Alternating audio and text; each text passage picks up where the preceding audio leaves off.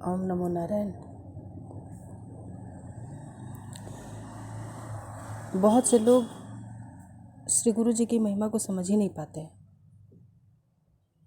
मैं मेरी भी बात कर रही हूँ, क्योंकि जब से हम संसार को समझने लगते हैं तब से हमें ये ज्ञान दिया ही नहीं जाता कि गुरु कौन, गुरु का हमारी ज़िंदगी में महत्व क्या है। गुरु तो हमारे लिए मैथ के टीचर और इंग्लिश के टीचर जैसे होकर रह गए। हमने गुरु को नहीं समझा। इसलिए श्री सद्गुरुदेव भगवान जी जब भी समागम में गुरु का महत्व समझाते हैं तो हमारा ध्यान उस पर नहीं जाता। हमें ऐसा लगता है कि गुरु हैं, गुरु अपने बारे में बता रहे हैं। गुरु जी अपने बारे में नहीं बताते हैं। ये तो हमारी भावना है कि हमारे सामने हमको जो ज्ञान देता है वो हमारा गुरु है। समागम में जो लोग भी पहुंचते हैं उनके कर्म पहले से ही बिगड़े होते हैं।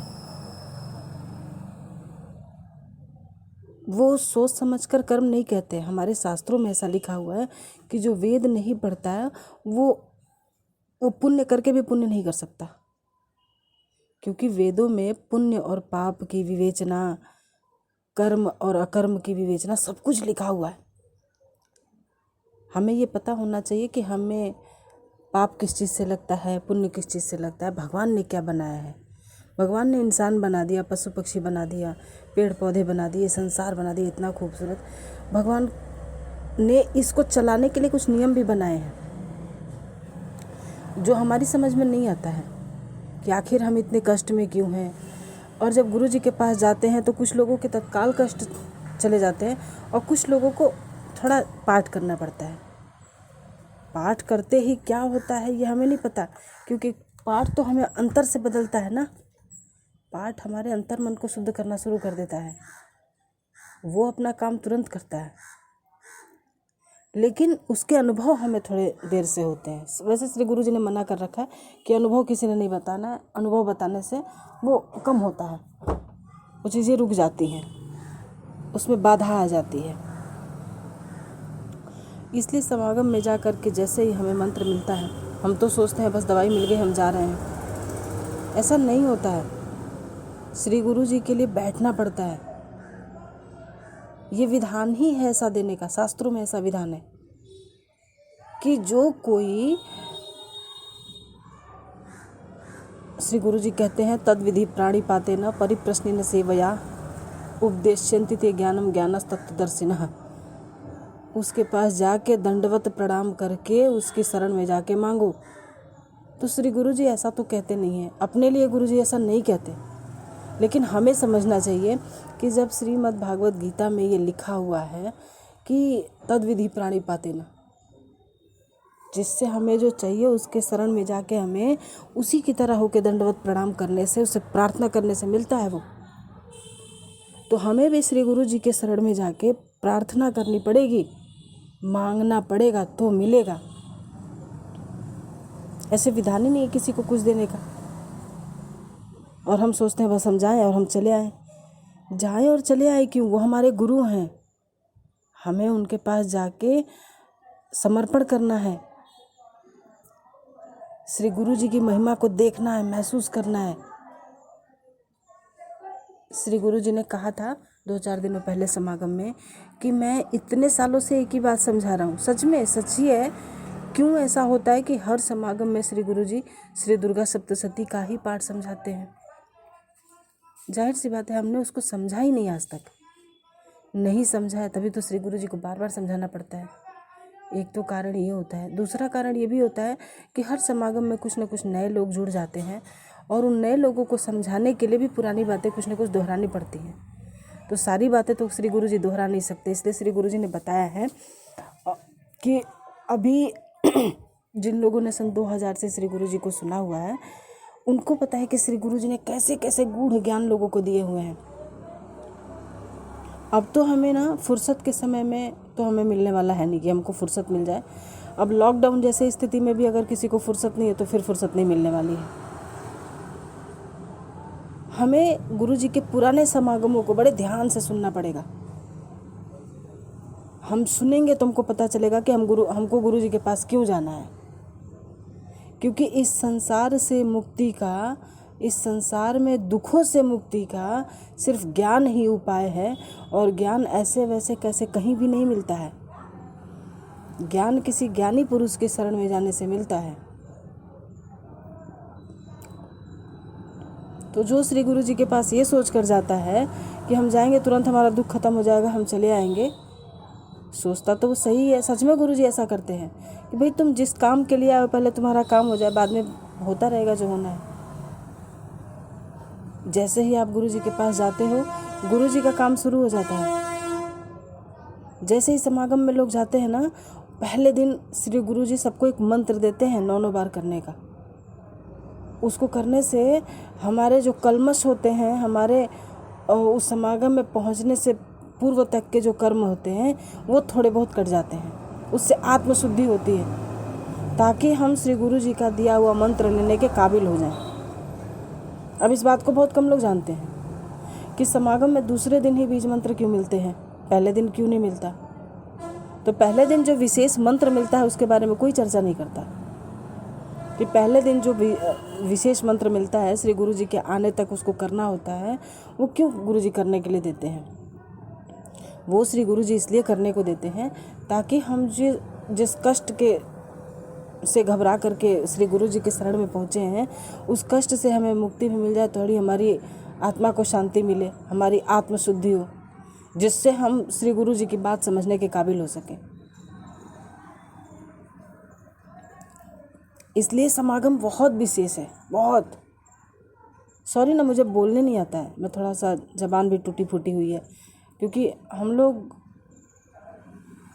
कोई स्पेशल बोलने के लिए या फिर इस तरह के क्रियाकलापों में नहीं है।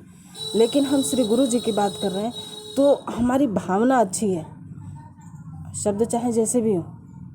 इसलिए आप लोगों से हाथ जोड़ के विनती है, जो भी दुखी है इस संसार में, कहीं तक भी आपकी दृष्टि जा रही हो, उसको गुरु जी से जोड़ने की कोशिश कीजिए, क्योंकि गुरु जी सच में परमात्मा है। हमारे तो गुरु जी हैं, हम तो कहेंगे, लेकिन आप अपनी कसौटी पे खरा उतारो। आप देखो, आप श्री गुरु जी के जीवन शैली को देखो, आप श्री गुरु जी के क्रियाकलापों को देखो, उनके अथाह किए हुए जो उन्होंने चमत्कार है उनको देखो आप। खैर मैं तो चमत्कार के लिए नहीं कहूँगी, लेकिन ये चमत्कार ही है। कैंसर जैसी बीमारी, वीटिलर जैसी बीमारी, कई बच्चे ऐसे भी रहे समागम में जो बोलते नहीं रहे हैं और स्ट्रेचर पे आते हैं और वहाँ से हंसते नाचते खेलते जाते हैं। तो ऐसे अनुभवों की कमी नहीं है। न जाने कितने रिपोर्ट्स और न जाने कितनी सच्ची सच्ची बातें जो है धाम में पड़ी ऐसे ही कहीं रखी हुई हैं। उन अनुभवों की बात नहीं हो रही है। बात उन अनुभवों की हो रही है कि आप समागम में पहुँचे और आपने जितनी श्रद्धा लगाई, परमात्मा की कृपा आपके ऊपर उतनी ही ज़्यादा हुई।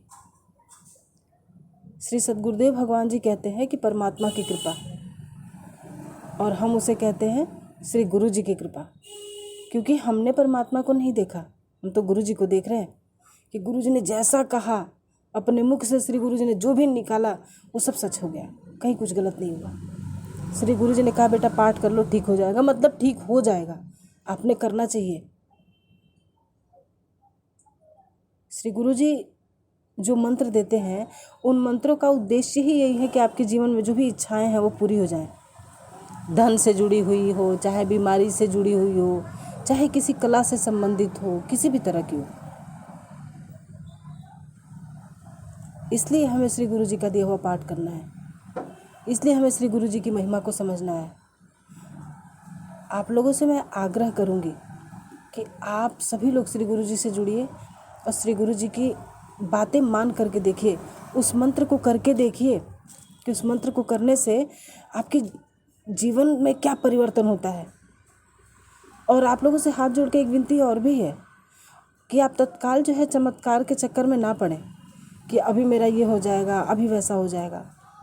आप अपने अंतर्मन को महसूस करें मंत्र को करते समय, ताकि आप अपने आप में देखें कि हमारे अंदर क्या बदल रहा है। गुरु जी ने जो तो किया वो तो हमको नहीं दिखेगा ना, भगवान जो करते हमें दिखता नहीं। हमारी सांस हमें दिखती है क्या? या फिर हमारे अंदर जो प्राणवायु है वो किसी को दिखती है? वो नहीं दिखती। हमें परमात्मा की कृपा दिखनी चाहिए कि हो कहाँ से रही है, कैसे हो रही है। हमारा मन कितना मलिन होता है जब हम श्री गुरु जी के शरण में जाते हैं, और वहाँ मात्र शरण में जाने से क्या परिवर्तन होता है, क्या कृपा होती है कि हमारे मन से कलमश अपने आप दूर होने लगता है, हमारी चेतना जागृत होने लगती है, हमारे अंदर धर्म की भावना जागृत होने लगती है। दुखों से तो मुक्ति मिलती ही है हमें श्री गुरु जी के शरण में जाने से, लेकिन हमारी अंतरात्मा भी शुद्ध होने लगती है। हमें समझ में आने लगता है कि श्री गुरु जी की कृपा हमको कैसे हो रही है। महज पैसे से हमें खुशी कभी नहीं मिलेगी। हमें तो उस बात को समझने से खुशी मिलेगी जो गुरु जी बताने आए हैं इस धरती पर।